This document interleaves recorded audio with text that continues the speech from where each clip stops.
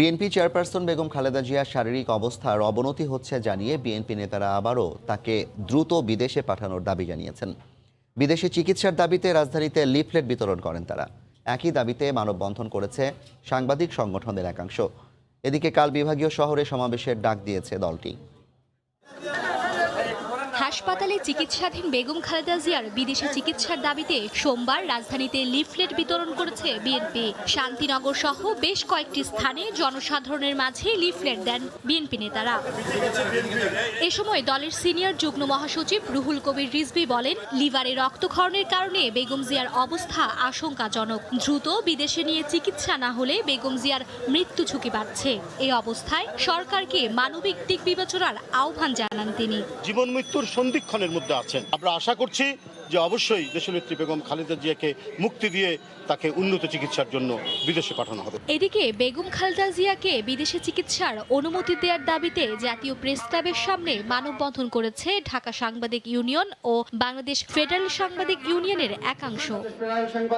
মানববন্ধনে বেগম জিয়াকে বিদেশে চিকিৎসার সুযোগ দিতে সরকার প্রধানের প্রতি অনুরোধ জানিয়েছেন তারা। বেগম খালেদা জিয়াকে অবিলম্বে মুক্তি দিন, তার বিদেশে যাতে চিকিৎসা নিতে পারেন সেই ব্যবস্থা করুন। তার স্বাস্থ্যগত যে অবস্থা, সেই অবস্থায় তাকে মুক্তি দিয়ে উন্নত চিকিৎসার জন্য বিদেশে পাঠানোর দাবিতে দাঁড়িয়েছে। বেগম জিয়ার মুক্তির দাবিতে মঙ্গলবার নয়াপল্টনে মহাসমাবেশ করার বিষয়ে ঢাকা মেট্রোপলিটন পুলিশ কমিশনারকে অবহিত করেছে বিএনপি। কেন্দ্রীয়ভাবে পল্টন বিএনপি কার্যালয়ের সামনে এই জনসভাটা আমরা করার জন্য সিদ্ধান্ত গ্রহণ করেছি এবং প্রশাসনকে আমরা আমাদের অবহিতকরণ চিঠি দিয়েছি। আমরা আশাবাদী যে তাদের সহযোগিতা পাব। লিভার সিরোসিস প্রাথমিক পর্যায় থেকে মারাত্মক রূপ নিলেই দেখা দেয় পরিপাকতন্ত্রে রক্তক্ষরণের প্রবণতা। লিভার বিশেষজ্ঞরা বলছেন, বেগম জিয়ার অবস্থা যদি এমনই হয় তবে দরকার দ্রুত অভিজ্ঞ চিকিৎসকের পরামর্শ নেওয়া। সেক্ষেত্রে টিপসের যে পরামর্শ তার বিশেষজ্ঞ প্যানেল দিয়েছে তা দেশে সম্ভব না হলেও ইউরোপ, আমেরিকার পাশাপাশি এই চিকিৎসা ব্যবস্থা আছে সিঙ্গাপুর ও ভারতেও। রাশেদ লিমনের রিপোর্ট। এটা হচ্ছে লিভার সিরোসিসের একটা অ্যাডভান্স স্টেজ, যেটাকে আমরা বলি যে লিভার সিরোসিসের পরে যদি ফেলিওর হয়, মানে ডিকম্পেনসেটেড লিভার সিরোসিস। রক্তবন্ধ প্রিভেন্ট করার জন্য করছি, যেমন আমরা ইভিএল করছি, গ্লু ইঞ্জেকশন করছি, কিংবা আমরা এপিসি করছি। সেগুলো রক্তবমি হওয়ার পরও আমরা করতে পারি। যার হার্টের কোনো সমস্যা নেই তারও কিন্তু টিপস করার পরে কার্ডিয়াক অ্যারিথমিয়া হতে পারে, অর্থাৎ হার্ট আনকন্ট্রোল বিট করে হার্ট বন্ধ হয়ে যেতে পারে, তার কার্ডিও পালমোনারি ফেইলিয়ার ডেভেলপ করতে পারে। বাংলাদেশে এটা এখন পর্যন্ত শুরু করা যায়নি, যেটা আমাদের পার্শ্ববর্তী দেশ ভারত বলেন, সিঙ্গাপুর বলেন, এসব দেশে অনেক বেশি প্র্যাকটিস হয়েছে। এদিকে ওমিক্রনের কারণে আসন্ন এইচএসসি পরীক্ষা বন্ধ হবে না। স্বাস্থ্যবিধি মেনেই পরীক্ষা হবে বলে জানিয়েছেন শিক্ষামন্ত্রী ডাক্তার দীপু মনি। দুপুরে রাজধানীর নবাবগঞ্জে আলোচনা সভায় কথা জানান মন্ত্রী। এইচএসসির পরীক্ষা শুরু হচ্ছে, উচ্চ মাধ্যমিকের পরীক্ষা শুরু হচ্ছে 2রা ডিসেম্বর থেকে 30শে ডিসেম্বর পর্যন্ত পরীক্ষা চলবে। এইচএসসি পরীক্ষা অত্যন্ত শান্তিপূর্ণ সুষ্ঠুভাবে স্বাস্থ্যবিধি মেনে আমরা নিতে পারবো, এ ব্যাপারে আমরা পূর্ণ আশাবাদী। এর পুরো সাফল্য নির্ভর করবে আমাদের সকলের সদিচ্ছার উপরে। প্রথমবারের মতো 6টি স্টেশনে পরীক্ষামূলক চলাচল করল স্বপ্নের মেট্রো রেল। দুপুরে উত্তরার দিয়াবাড়ি থেকে মিরপুর 10 পর্যন্ত আসে একটি ট্রেনের সেট। কর্তৃপক্ষ বলছে জুনের মধ্যেই 15টি সেট ট্রেন চলাচল করবে ডিপোতে। ঢাকার বুকে চলছে মেট্রো রেল। একটু একটু করে বাস্তবে রূপ নিচ্ছে আধুনিক যোগাযোগ ব্যবস্থার স্বপ্ন। এরই অংশ হিসেবে সোমবার দুপুরে 6টি স্টেশনে হয় পারফরম্যান্স টেস্ট। এখন পর্যন্ত এটি মেট্রো রেলের সর্বোচ্চ দূরত্ব অতিক্রম। এর আগে পল্লবী পর্যন্ত ট্রায়াল হলেও এবারই প্রথম মিরপুর 10-এ এসে থামে মেট্রো রেল। চোখের সামনে স্বপ্ন পূরণের সারথি হয়েছেন উৎসুক জনতা। স্বপ্নের এমন বাস্তবায়নে উচ্ছ্বসিত তারা। টিভিতে দেখছি মাঝে মাঝে উত্তরার দিক দিয়ে আসছিল, কিন্তু আমি দেখি নাই, সরাসরি এইভাবে দেখি নাই। আমাদের স্বপ্নের মেট্রো রেল এটা। আমাদের পিছের যে ছেলে সন্তানরা আছে তারাও আগামী দিনে আরো ভালো ভবিষ্যৎ দেখবো। এখন অনেক অল্প সময়ে যাইতে পারবে গুলিস্তান। বাংলাদেশের জন্য অনেক বড় ধরনের একটা অ্যাচিভমেন্ট। দিয়াবাড়ি থেকে মতিঝিল পর্যন্ত এই রেল প্রকল্পে রয়েছে 16টি স্টেশন। যদিও আগামী বছর ডিসেম্বরের মেট্রো রেলের বাণিজ্যিক যাত্রা শুরু হবে উত্তরা থেকে আগারগাঁও, অর্থাৎ প্রথম 9টি স্টেশনে। এমআরটি কর্তৃপক্ষ বলছে 7 মাসের মধ্যেই 15টি ট্রেন থাকবে দিয়াবাড়ির ডিপোতে। আমাদের একটা পরিকল্পনা আছে যে এই অর্থ বছরের ভিতরে আমরা প্রায় 15টার মতো যে ট্রেন আছে সেই ট্রেন আমরা নিয়ে আসব। প্রথম ধাপ উত্তরা থেকে আগারগাঁও 2022-এর ডিসেম্বরে হলেও পরের ধাপ আগারগাঁও থেকে মতিঝিল 2023 সালে চালুর পরিকল্পনা আছে কর্তৃপক্ষের। এভাবে পরীক্ষামূলক চলাচল শেষে যাত্রী সেবা শুরু হলে রাজধানী ঢাকার যানজট যেমন অনেকটাই কমে আসবে, তেমনি এই শহরের যোগাযোগ ব্যবস্থায় আসবে আমূল পরিবর্তন, এমনটাই বলছেন এই রেল সংশ্লিষ্টরা। কামরুল হাসান সবুজ, সময় সংবাদ, ঢাকা। বাংলাদেশে বিনিয়োগের জন্য 30টি সৌদি কোম্পানি প্রস্তুত। নবায়নযোগ্য জ্বালানি সহ বিভিন্ন খাতে বাংলাদেশে বিনিয়োগ করতে চায় দেশটি। বিকেলে রাষ্ট্রীয় অতিথি ভবন পদ্মায় ব্রিফিংয়ে কথা জানান পররাষ্ট্রমন্ত্রী ডাক্তার AK আব্দুল মোমেন।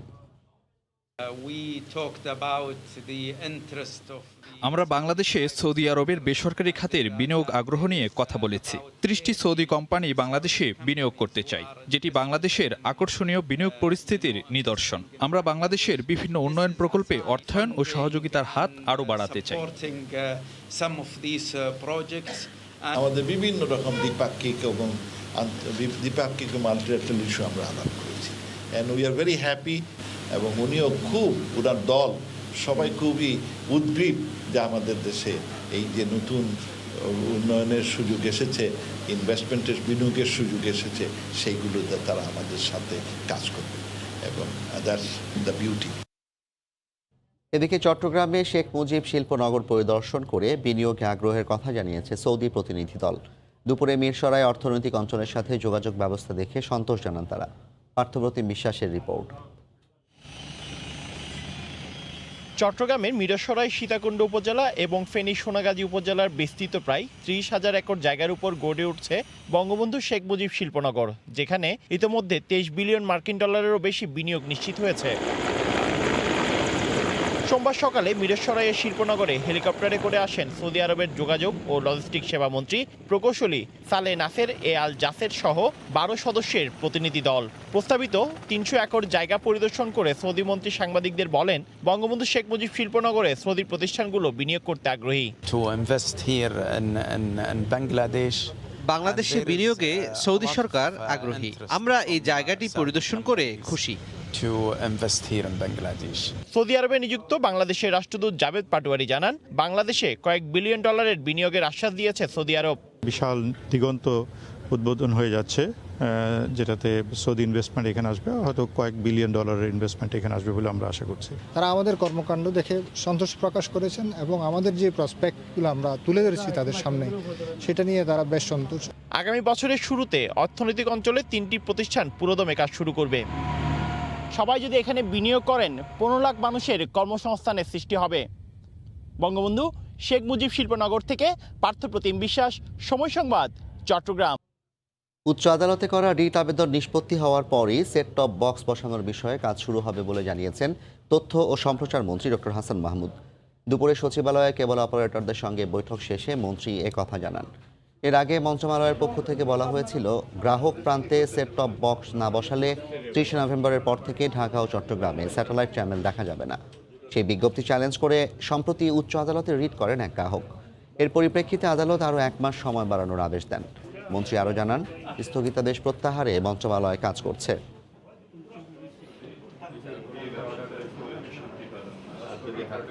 আমরা আজকে যেটি আলোচনা করেছি তাদের প্রস্তুতি সম্পর্কে যখন আদেশটা ভ্যাকেট হবে তখন আমরা পুনরায় আবার বসবো এবং পুনরায় আবার বসে সময়টি আমরা কতটুকু বাড়ানো যায়, 1 মাস কি 2 মাস, সেটি আমরা বসে আমরা ঠিক করব। অর্থাৎ গ্রাহক পর্যায়ে প্রস্তুতি সাপেক্ষে আমরা সেটি বাড়াবো। তবে আজকে কতটুকু বাড়ানো প্রয়োজন সেই নিয়ে আসলে আলোচনা হয়নি, যেহেতু আদালতে বিষয়টি বিচারাধীন। তবে ডিজিটালাইজ হওয়া প্রয়োজন এবং সেই লক্ষ্যে সরকার কাজ করছে। আমরা ডিজিটালাইজ করতে বদ্ধপরিকর। দিনের পর দিন গ্যালারিতে পড়ে আছে অসংখ্য ভাঙা চেয়ার। আবার স্টেডিয়াম প্রাঙ্গণে নির্মাণ করা হচ্ছে ফ্লাইওভার। বাবার নামে নামকরণ করা স্টেডিয়ামের বর্তমান দশা হতাশ করে জহুর আহমেদ চৌধুরীর সন্তান শরফুদ্দিন আহমেদ চৌধুরীকে। তার আশঙ্কা, দ্রুত সংস্কার কাজ না হলে আন্তর্জাতিক ভেন্যুর মর্যাদা হারাবে চট্টগ্রামের এই স্টেডিয়াম। চট্টগ্রাম থেকে আশরাফুল আলম মামুনের ক্যামেরায় মাকসুম আলম খানের রিপোর্ট। চট্টগ্রাম অঞ্চলে একমাত্র প্রতিষ্ঠিত আন্তর্জাতিক cricket venue Zahur Ahmed Chowdhury stadium. 2006 সাল থেকে এ পর্যন্ত 120টির বেশি আন্তর্জাতিক ম্যাচ অনুষ্ঠিত হয়েছে এখানে, কিন্তু দেশের ক্রিকেটের সঙ্গে ওতপ্রোতভাবে জড়িত ভেন্যুটি পড়ে আছে অবহেলায়। গ্যালারিতে অগণিত ভাঙা চেয়ার, ভাঙা ছাউনির টিন, ওপর থেকে টয়লেটের নোংরা পানি গড়িয়ে পড়ে, ভিআইপি বক্সের লিফট নষ্ট, তার উপর আবার স্টেডিয়াম প্রাঙ্গণে নির্মাণাধীন ফ্লাইওভার। বাবার নামে নির্মিত স্টেডিয়ামের এমন দুরবস্থা দেখে মন কাঁদে প্রয়াত জহুর আহমেদ চৌধুরীর সন্তানের। স্টেডিয়ামের যে একটা আভিজাত্য, ওই আভিজাত্য বলে কিছুই নেই, মনে হচ্ছে যেন অজপাড়াগায়ের একটা স্টেডিয়ামে আমরা এখন দাঁড়িয়ে আছি। সবচেয়ে দুঃখ লাগে, আমার বাবা মুক্তিযুদ্ধের একজন সংগঠক ছিল, জাতির জন্য সবার জন্য করে গেছেন, তার স্মৃতি বিজড়িত স্টেডিয়াম। চলমান সিরিজের প্রথম টেস্টে ভেন্যুর বেহাল দশা দেখেছে সফররত পাকিস্তান। ক্রিকেট বিশ্বে ভাবমূর্তি যাতে আরও নষ্ট না হয় তা নিশ্চিতে জাতীয় ক্রীড়া পরিষদ, বিসিবি আর চট্টগ্রাম জেলা ও বিভাগীয় ক্রীড়া সংস্থাকে উদ্যোগী হওয়ার পরামর্শ এই সংগঠকের।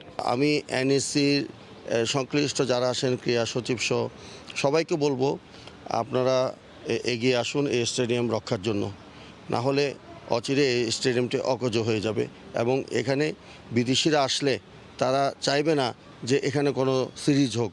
মুক্তিযুদ্ধে অসামান্য অবদান রেখেছিলেন জহুর আহমেদ চৌধুরী। তার প্রতি সম্মান রেখেই এই স্টেডিয়ামকে পুনরুজ্জীবিত করা হবে শিগগিরই, আশা পরিবারের। মানুষকে।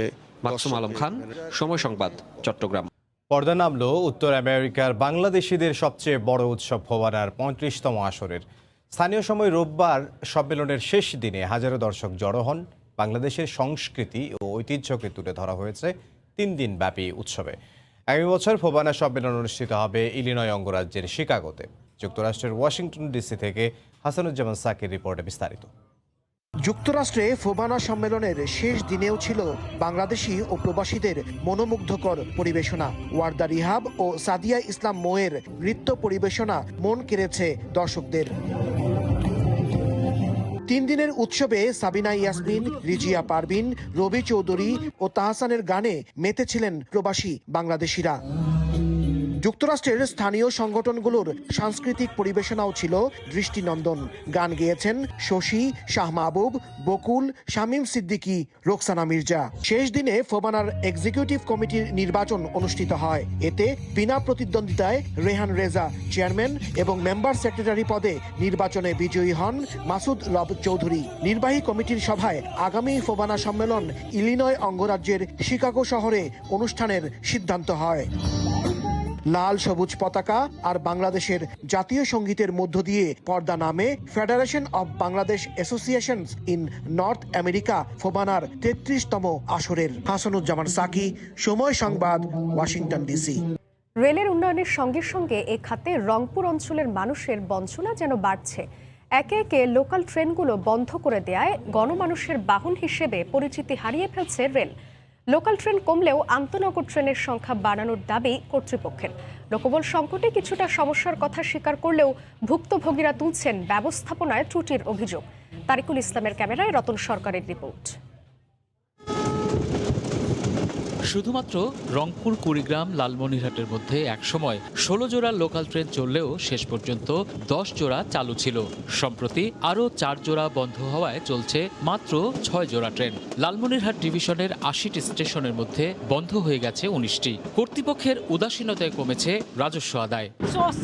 যথেষ্ট টিকিট কাটি কোন বালা।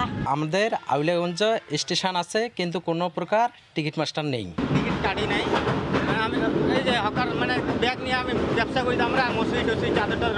কুড়িগ্রাম, লালমনিরহাট, নীলফামারী, পঞ্চগড় ও দিনাজপুর থেকে 8টি আন্তনগর ট্রেন রাজধানী ঢাকা সহ দক্ষিণাঞ্চলের মধ্যে চললেও রংপুর ঢাকা রুটে চলছে একটি মাত্র আন্তনগর। ব্যবস্থাপনা ও পরিকল্পনায় দুর্বলতার অভিযোগ তুলে ভুক্তভোগীরা বলছেন, বিভাগীয় শহরের সঙ্গে সরাসরি আন্তনগর ট্রেন নেই রাজশাহী, দিনাজপুর, বগুড়া সহ উত্তরবঙ্গের বড় কোনো শহরে। যে লোকাল ট্রেন যেগুলো ছিল এগুলো অধিকাংশই অনেকগুলো বন্ধ করে দেওয়া হচ্ছে। ট্রেনের ব্যবস্থাটা করা হয় রংপুর থেকে, তাহলে এই অঞ্চলের যারা কর্মজীবী মানুষ, যারা ব্যবসায়ী এবং যারা শিক্ষার জন্য বিভিন্ন শহরে যাচ্ছে, তাহলে কিন্তু একটা ভালো যোগাযোগ ব্যবস্থা হয়। লোকাল ট্রেন কমলেও আন্তনগর বাড়ানো হয়েছে বলে দাবি রেলের বিভাগীয় কর্মকর্তার। তবে লোকবল সংকটে ব্যবস্থাপনাগত সংকটের কথা স্বীকার করেন। জনবল হ্রাস পাওয়া একদিকে, আর একদিকে নতুন নতুন ট্রেন কিছু চালু হচ্ছে, ফলে আমাদের মানে সেই চ্যালেঞ্জ মোকাবেলা করে এগুতে আমাদের একটু হিমশিম খেতে হচ্ছে। আমরা তারপর তৎপর রয়েছি, আমাদের যে ট্রেনগুলো বন্ধ রয়েছে সে বন্ধ ট্রেনগুলো কিভাবে সচল করা যায়। তবে এর পেছনে ইঞ্জিন ও বগি সংকটের কথা জানিয়েছে রেলের একাধিক সূত্র। 35টির বেশি লোকোমোটিভ ইঞ্জিনের প্রয়োজনের বিপরীতে 26টি ইঞ্জিন আছে লালমনিরহাট ডিভিশনে। এর মধ্যে অকেজো 3টি আর শক্তি হারানোয় 2টি দিয়ে শুধু চলছে সান্টিং এর কাজ। পাশাপাশি বগি বা কোচেরও রয়েছে তীব্র সংকট। রতন সরকার, সময় সংবাদ, রংপুর। নীলফামারীর সৈয়দপুর পৌরসভার তামান্না মোড় থেকে ওয়াবদা পর্যন্ত 5 কিলোমিটার রাস্তার 4 কিলোমিটারই বেহাল দশা। শহরের গুরুত্বপূর্ণ এই সড়কে 10 মিনিটের রাস্তা পার হতে সময় লাগছে 35 থেকে 40 মিনিট। নীলফামারী থেকে শাকির হোসেন বাদলের তথ্য ও ছবিতে রিপোর্ট। নীলফামারী সদর থেকেই সৈয়দপুর শহরে সরাসরি প্রবেশের একমাত্র এই সড়কটি খানাখন্দে ভরা। প্রতিদিন চরম ভোগান্তির মধ্যে চলাচল করছে হাজারো মানুষ ও যানবাহন। 32 লাখ টাকা ব্যয়ে 2014 সালে সংস্কার হলেও 5 কিলোমিটার গুরুত্বপূর্ণ এই সড়কটির 4 কিলোমিটার রাস্তাই ভাঙাচোরা। এই রাস্তার দুই পাশে 5টি স্কুল ও কলেজ, উপজেলা স্বাস্থ্য কর্মকর্তার কার্যালয়, সৈয়দপুর থানা, রেলওয়ে স্টেশন, রেলওয়ে বিদ্যুৎ সরবরাহ কেন্দ্র সহ ঐতিহাসিক চিনি মসজিদ থাকায় গন্তব্যে পৌঁছাতে চরম দুর্ভোগ পোহাতে হচ্ছে মানুষকে। রেল স্টেশন থেকে ওয়াবদা যাইতে 1 ঘন্টা সময় লাগে। অনেক দুর্ঘটনা ঘটে, 3-4টা অ্যাক্সিডেন্ট প্রতিদিন হতেছে। যাত্রী কষ্ট, আমাদেরও কষ্ট, রেগুলার কষ্ট হচ্ছে। এই রাস্তাটা অনেক বিপজ্জনক, আমাদের রাস্তা পারাপার হতে অনেক ভয় লাগে। আমরা এই রাস্তার দ্রুত সংস্কার চাই, এটা অনেক দিন থেকেই এরকম। রাস্তাটির জনগুরুত্ব বিবেচনায় 28 লাখ টাকা ব্যয় দ্রুত সংস্কারের জন্য ইতোমধ্যে টেন্ডারের সব প্রস্তুতি শেষ হয়েছে বলে জানান মেয়র সহ সংশ্লিষ্টরা। আমরা এখানে 8 কোটি টাকা মূল্যমানের পাকলন তৈরি করছি, যেটা রাস্তাটা খুব সুন্দরভাবে নতুন করে তৈরি করব। এমজিএসপি প্রকল্পে উক্ত রাস্তাটি 1 নং গুরুত্ব হিসাবে রাখা হয়েছে। প্রায় 8 কোটি টাকা ব্যয়ে রাস্তাটি নতুন করে করা হবে। মরণ ফাঁদে পরিণত হওয়া সড়কটি দিয়ে স্কুল কলেজে যাওয়া আসা শিক্ষার্থী সহ যাত্রীদের চলাচলে সময় লাগছে প্রায় 3 গুণ বেশি। সময় সংবাদ, নীলফামারী। করোনার নতুন ধরন ওমিক্রন ইস্যুতে দক্ষিণ আফ্রিকার ওপর বিভিন্ন দেশের ভ্রমণ নিষেধাজ্ঞা প্রত্যাহারের আহ্বান জানিয়েছেন দেশটির প্রেসিডেন্ট সিরিল রামাফোসা। একই সঙ্গে ধরনটি মোকাবেলায় তার সরকার পদক্ষেপ নিয়েছে বলেও উল্লেখ করেন তিনি। দক্ষিণ আফ্রিকা থেকে মিজানুর রহমান রাসেলের রিপোর্ট। মহামারী করোনার নতুন ধরন অমিক্রন শনাক্ত হওয়ার পর থেকেই ব্যাপকভাবে আলোচিত দক্ষিণ আফ্রিকা ভাইরাসের এ ভ্যারিয়েন্ট দেখা দেয় আন্তর্জাতিক ভ্রমণ নিষেধাজ্ঞায় নতুন করে নানা বিড়ম্বনায় পড়েছে দেশটির সরকার। আন্তর্জাতিক নিষেধাজ্ঞায় মর্মাহত দেশটির প্রেসিডেন্ট সিরিল রামাফোসা রোববার সন্ধ্যায় জাতির উদ্দেশ্যে দেয়া এক ভাষণে নিষেধাজ্ঞা দেয়ায় বিশ্ব নেতাদের তীব্র সমালোচনা করেন তিনি। একই সঙ্গে এই সিদ্ধান্তকে অমানবিক আখ্যায়িত করে তা প্রত্যাহারের অনুরোধ জানান। আমাদের প্রতিবেশী সহ আন্তর্জাতিক দেশগুলোকে অনুরোধ করব তাদের সিদ্ধান্ত পরিবর্তন করতে। এমন সিদ্ধান্ত আমাদেরকে আরো পিছনে নিয়ে যেতে পারে, এটা একদম অযৌক্তিক। প্রেসিডেন্ট তার ভাষণে অমিক্রন মোকাবেলার প্রস্তুতির ওপর গুরুত্ব দিয়ে আতঙ্কিত না হওয়ার পরামর্শ দিয়েছেন। একই সঙ্গে ভ্যাকসিনের বুস্টার ডোজ নেয়ার অনুরোধ জানান তিনি। মহামারীর নতুন ধরনটি প্রতিরোধে লকডাউন লেভেল 1-এ সীমাবদ্ধ রেখে স্বাস্থ্য সচেতনতার ওপর গুরুত্ব দিয়েছেন। একই সঙ্গে পাবলিক সমাগম এড়িয়ে চলার পরামর্শ সহ মাস্ক পরা বাধ্যতামূলক করা হয়েছে। করোনার নতুন ভ্যারিয়েন্ট মোকাবেলায় দেশের সকল জনগোষ্ঠীকে ভ্যাকসিনের আওতায় আনতে কার্যকরী পদক্ষেপ সহ ভ্যাকসিন গ্রহীতাদের জন্য পুরস্কার ঘোষণা দিয়েছেন দেশটির সরকার।